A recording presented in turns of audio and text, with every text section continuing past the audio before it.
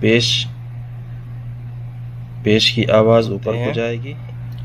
حمزہ پیش او، با پیش بو، تا پیش تو، ثا پیش ثو، جیم پیش جو، حا پیش حو، خا پیش خو، دال پیش دو، ذال پیش ذو، را پیش رو، زا پیش زو، سین پیش سو، شین پیش شو، صاد پیش سو، ضاد پیش ضو، طا پیش طو، ظا پیش ظو، عین پیش عو، غین پیش غو، فا پیش فو، قاف پیش قو، کاف پیش کو، لام پیش لو، میم پیش مو، نون پیش نو، واو پیش او، حمزہ پیش او، یا پیش یو، یا پیش یو.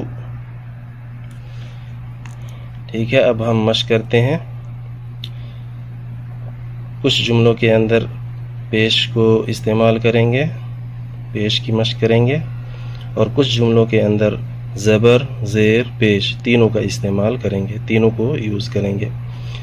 را پیش رو، سین پیش سو، رسو، لام پیش لو، رسولو، سین پیش سو، دال پیش دو، سودو، سین پیش سو، سودوسو، فا پیش فو، قاف زیر قی، فقی، دال زبر دا، فقیدہ، قاف پیش قو، تا زیر تی، قتی، لام زبر لا، قتیلا، نون پیش نو، کاف زیر کی، نکی، سین زبر سا، نوکیسا،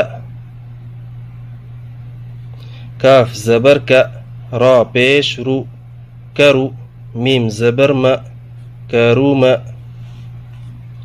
عین پیش عو، لام زیر لی، علی، میم زبر ما، علیما، ہا پیش ہو، دال زیر دی، ہدی، یا زبر یا، ہدیہ، صاد پیش سو، حا پیش حو، سحو، فا پیش فو، سحوفو، واو پیش او، سین زیر سی، اسی، عین زبر ع، عسیع، قاف پیش کو، دال زیر دی، قدی، را زبر را، قدیرا، نون پیش نو، صاد زیر سی، نسی، را زبر را، نصیرا.